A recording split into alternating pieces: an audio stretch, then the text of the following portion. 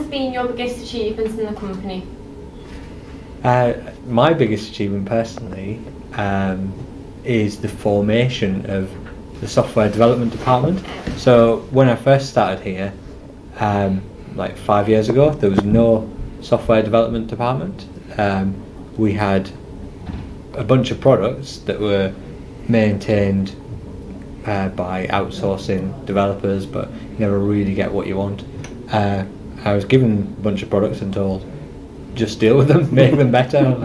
It was chaos for quite a few years, so we had to recruit people to build the department, establish processes that we're going to follow, and acquire a bunch of software and hardware to help us actually do the job. So building it from the ground up to a point now where we can be quite effective and incorporate all the changes that are requested into our software products. So for me personally, that's been that establishment of the department. Okay, sounds really good to me, Steve. Yeah. What's been your strangest request or the strangest thing that's happened to you since working here? I've got one. The strangest thing that I think has happened is to build a bit of community spirit throughout the teams. We had to run quizzes, which are normally sort of 20 questions, pub quiz style, sometimes broken into rounds, and then we rotate the quizmaster each week. Right. 1 week Sabinder was the quizmaster. We turned up to the quiz expecting a bombardment of questions. What do we get instead? The crystal maze. He turned the office into a replica crystal maze, complete with crystal dome. It was brilliant, but very odd, very surreal. Yeah, that was. Yeah, won crystals at the end. It was excellent. But I think we did all that with a budget of a tenner. Wow, that's impressive. With the crystal prizes, the foil slips with the hairdryer and everything. That is brilliant. Yeah. Oh, we've got to do that again. Yeah, for me that was one of the strangest experiences, but superb. Okay, brilliant. And all feeds into this kind of team ethos, collective working and doing things together that FPM is based on. I suppose the strangest thing I've ever come across is in delivering training for the business. I've actually performed in more football grounds than I ever had during my very, very limited football career.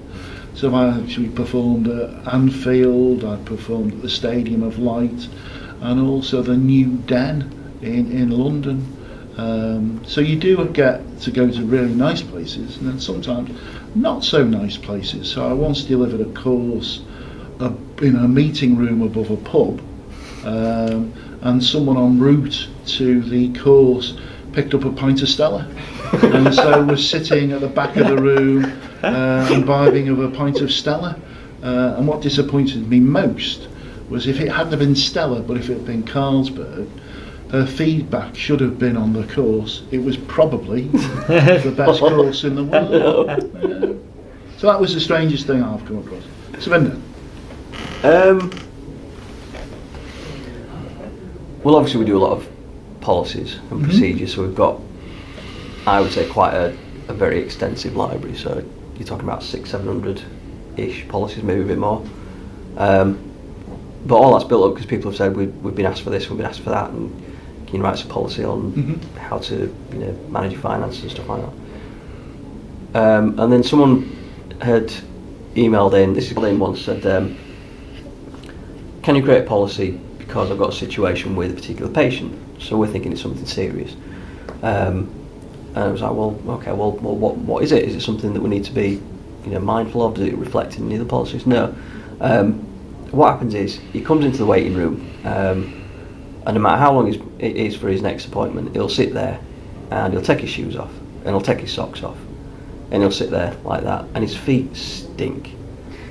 And it's like, well, so kind of just thinking back and kind of repeating, okay, so what you want me to do is write you a policy to stop somebody coming in, taking the socks and shoes off in the waiting area in your practice, and he's got smelly feet.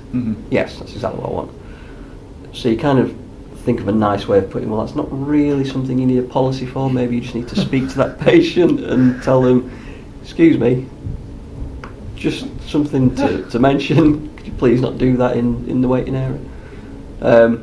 So yeah, we kind of had to steer that woman away from having a policy for everything, Right. and kind of say, well, maybe it's something you should do on a kind of a one-to-one basis. Yeah, yeah. It's a strange request. Yeah. Smelly feet policy. Yeah. Well, yeah, like socks and shoes policy in the waiting area. It's a long enough title anyway. So. Yeah, I don't think you need a policy. Yeah, you don't need a policy for that. So yeah, I think that's the strangest thing we've had. So, what do you think the future holds for the company? Well, I think it's great to have this opportunity on FPM's 15th birthday to reflect on its journey so far, which for me is one of continuing success. And with an eye to the future, how do I see it going? Well, more of the same, really. I think we can exploit the technological expertise we've now got and probably broaden our customer base, because the advice needed in the care sector isn't that dissimilar to the advice needed in primary care. So the knowledge, skills and technology is completely transferable. So for me, I probably think it's onwards and upwards. So where do you guys see us in the next 5 or so years? Yeah, I agree with that.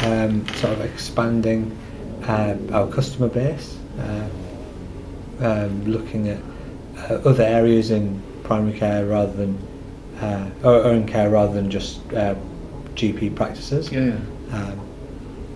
Looking at extending our offerings to care homes, dentists, all sorts of other care institutions. I think our products lend themselves well to doing that. I think the landscape of primary care is changing as well, so that practices consolidate and CCGs are they seem like more responsible now for advising and to some extent dictating what software the GP practices should use. So perhaps FPM will change with that changing landscape and start to do more work closely with the CCGs. I can see us really upping the scale of our operation. I think all of that is going to be a natural progression. You know, a lot more people are aware of FPM and they can see what we've done. But even going back to when FPM first started, and it was just a tiny little office in Norwich, the whole purpose of that was to create something that would help a practice manager do the job properly, and make it easy for them to get the job done and kind of relieve some of that workload off them. So I think whatever we do in the future now will still carry that same message that, you know, we are that support for you. We are the people that will help you get that work done and maybe take, you know, some of the stress off a stressful job.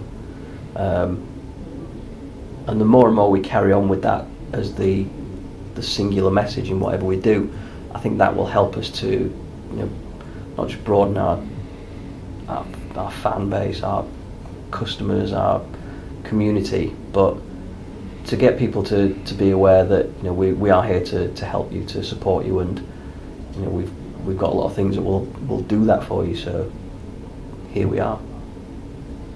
Okay. I suppose finally, at a very personal level, we are building on. You mentioned Norwich, you know, a little office in Norwich. I suppose we really need to recognise the people who put the groundwork in for what is FPM now. Yeah. So you two guys built teams from nothing, and in terms of the training side of the business, I suppose we do owe an enduring debt of gratitude to Kate Hodgkinson, who set up the kind of training aspect, and, you know, whose shoulders we probably now stand on in keeping that going into the future. So hopefully it's a successful past and a successful future.